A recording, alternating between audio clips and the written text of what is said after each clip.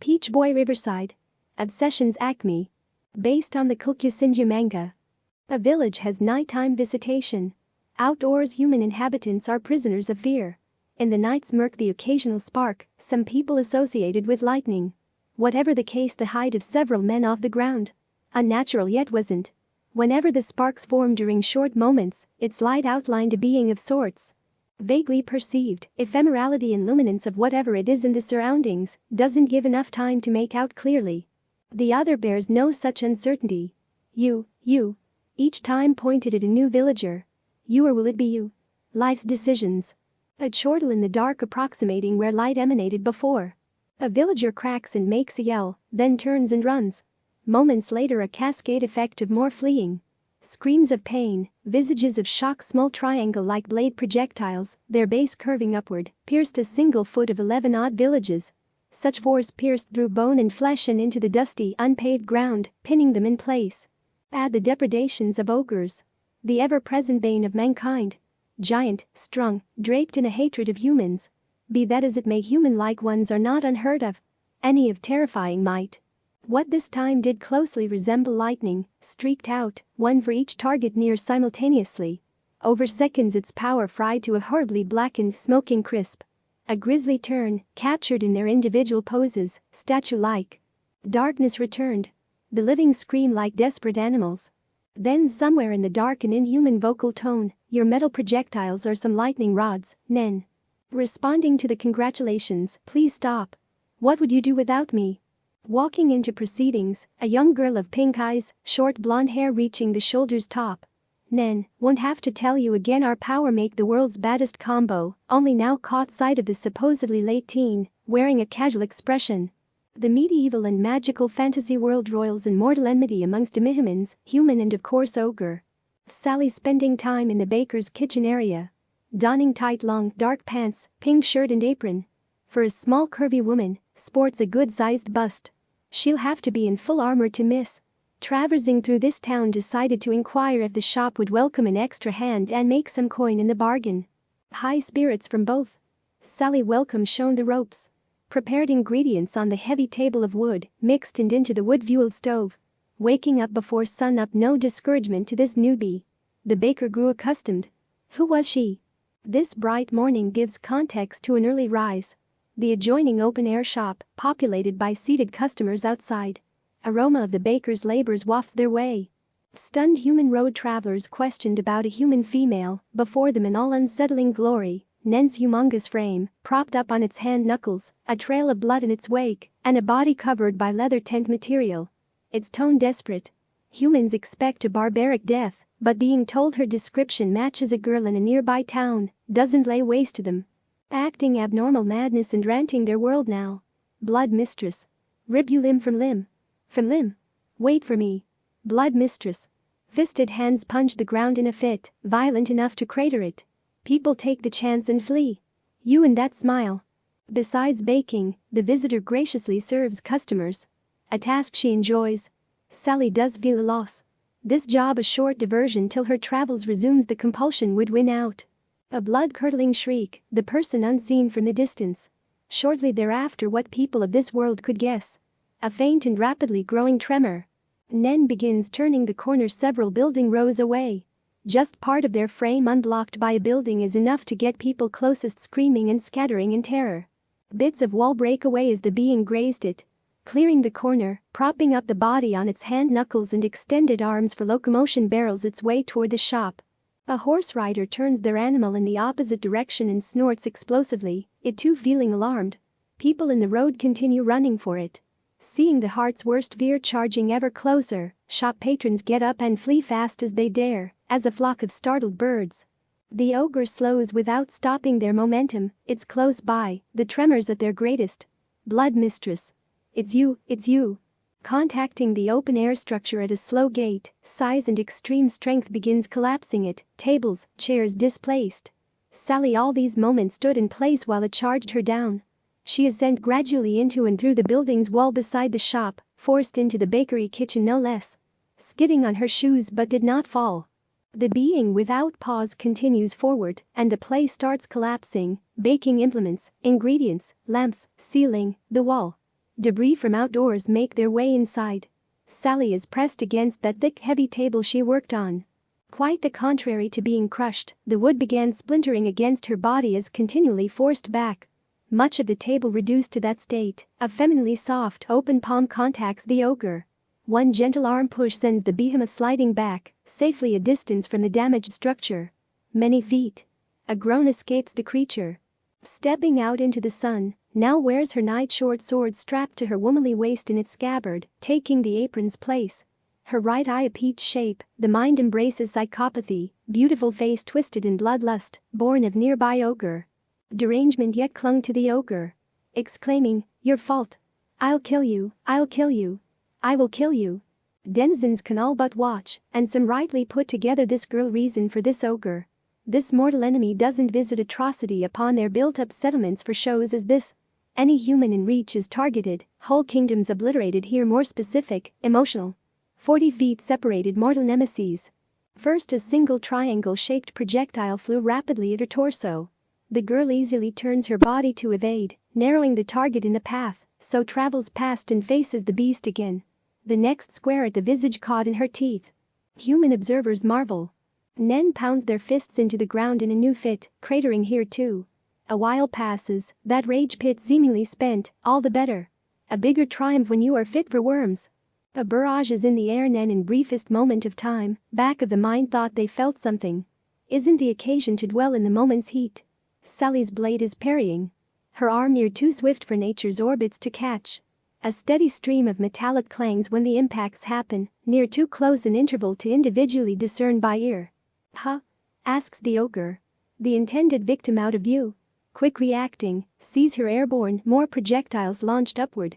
Parried in the air. The girl touches down feet first, completing her leap from a good height, with no detectable injury next to Nen. What appears first glance a gentle knee strike sent her enemy sliding 20 feet across dusty ground before coming to a stop.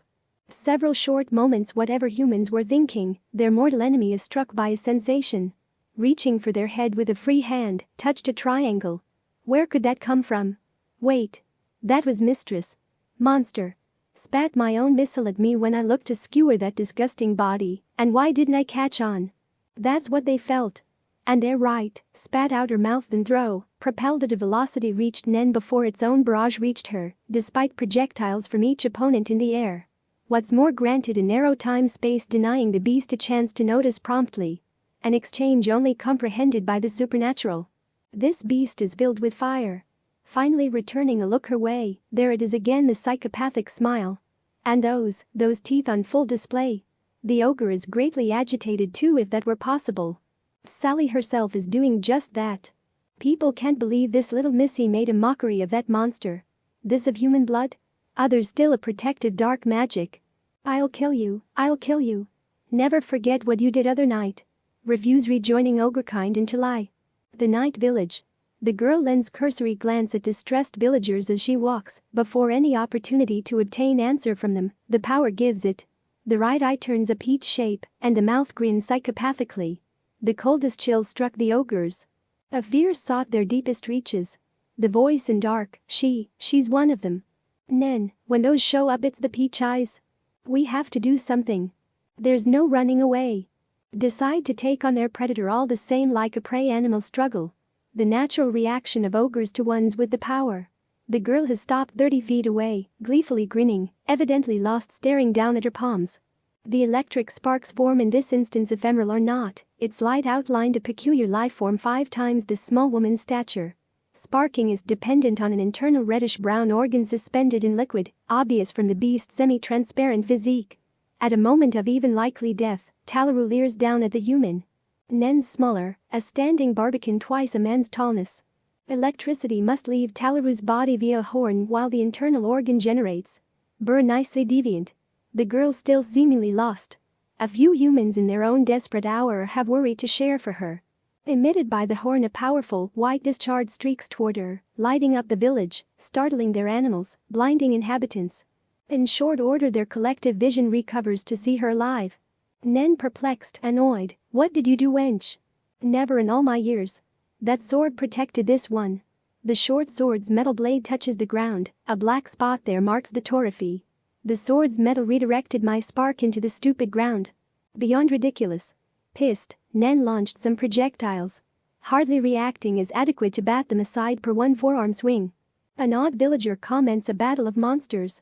To which Talaru tries retorting, only one monster here human. Its mind raced to best this abomination. Nen, we can pull that combo from before. The ogre race isn't ready to roll over to lowly species. The girl all the while expressed no fear, as it were barely reacted to fearful creatures. To Nen ogrekind barely worth the effort from her perspective. The organ sparks more intensely, the electrical field stands up every human hair present, including the intruders by static electricity. The organ's illumination greater yet, bathing a wide area. Charging this fresh move took a while. Talaru realized given all the time in the world when finished. Not in the mood to disrupt it, eh? The girl's busy looking at her still downward sword and grinning. Nen, a little change this time. Shoot them to fall near the wench without hitting. A barrage launched upward to then plunge at a steep angle, almost vertical.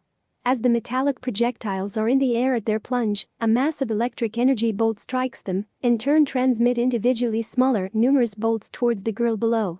Burn full. Block everyone if so daring. Beast and human takes it in. The ground smoking and torrified black. Some electric sparks at the spot. A human gasp shatters the triumph. The young woman is standing beside the spot simply changed position. Nen, why aren't you dying? With that in a few bounds, covers 30 feet like nothing, coming to a stop by the ogre. Its voice attracted her attention. Sword sheathed, merely walked forward, her arms wide open toward its ginormous leg. Without pause effortlessly tore it away, walking off with the extremity a short distance and halted, the ogre to her back. A waterfall of blood from the stump. A howl of pain carries across the village. Next thing Talaru saw this human in front them, looking up at the giant's frame smiling. How tables turn.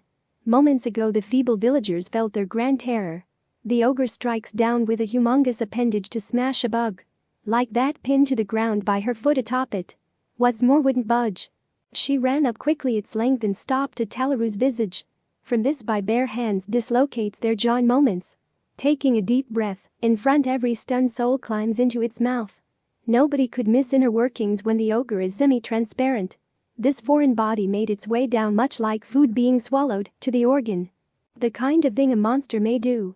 Panic locked Talaru, already struck by fear in the beginning. The foreign body floats above the organ. Then orients to face downward at it in arm's reach. The sword fell out the upside-down scabbard. Last ditch begins sparking, ready to discharge. This range no escape. Her body brightly lit this close. Instant to spare the sword handle is grabbed. A slice to the integument wall from inside, and the blade pokes out and skyward. The interior erupts with power, none reached the horn. Sally is assailed about her body and quakes. The power coursing finds outlet in the blade's metal. From there a big lightning-like bolt reaches for the sky. Mad lady in a pressing situation crafted an ingenious counter. Every human jaw that could drop, did. Fluid sprays out the laceration.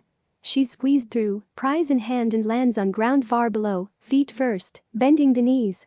Rearward the apparent teen who didn't look, Talaru collapsed in a great thud, slightly shaking close by structures. Its organ in her hands already died down. Only to spark up once more, as if bending to a monster's will. Stepping over to a living ogre, whose dying memory is torture with their own body part. Humans and Nen are transfixed by the barbarity. Focused next on the collapsed projectile ogre.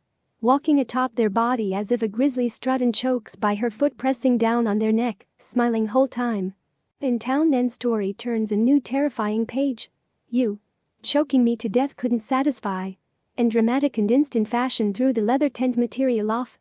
Screaming, you bit me. This too happened tonight. Teeth marks. Bearing its body, dozens upon dozens from small upper and lower jaws. Every bite from A. The creature claims victimhood when their race eats people. Sally ceases grinning and beholds the wounds a while. Then the smiling reappeared. Digs me most. That smile. Talaru is on your hands. You'll twist in agony under my revenge. Who ogres truly up against, a vast gulf in power. A predator of predators. Those bearing a particular influence compelling a bloodthirst to slay their kind. Peach eyes. Sally is charged, her enemy barely proceeded when she bounded over and halts. Next moment the ogre sails airborne, sent with a single arm. Landing bodily lets out a painful, great yell. Wasn't the impact. That monster. Left my projectiles to stick out the ground when she deflected them. Oh. The parry held this fiendish plan. Sticking out the ground like a bed of nails. Sally is stooped right in front their face. Hadn't seen her close in. The right eye in a peach shape. The face staring at the vanquished manically. Go on. Finish. Exclaiming when the stare wouldn't go away, think so little of me. Her mouth opens and comes closer, an ogre's scream, ah. Author's note: finished the season 1 cartoon 3 nights ago. Mechanics of the world I changed a tad. Namely ogres feeling fear of the peach eye. There's a more extensive story idea based on my review of that anime, improvements and such. The story my own but revisited a character harboring similarities on Dark from manga Berserk, carried deranged hatred for the protagonist. Penned a host of fanfiction you may care to invest in. Vampire Hunter D, Tokyo Ghoul, Terminator, Santanophony. Sunday, 19 September 2021.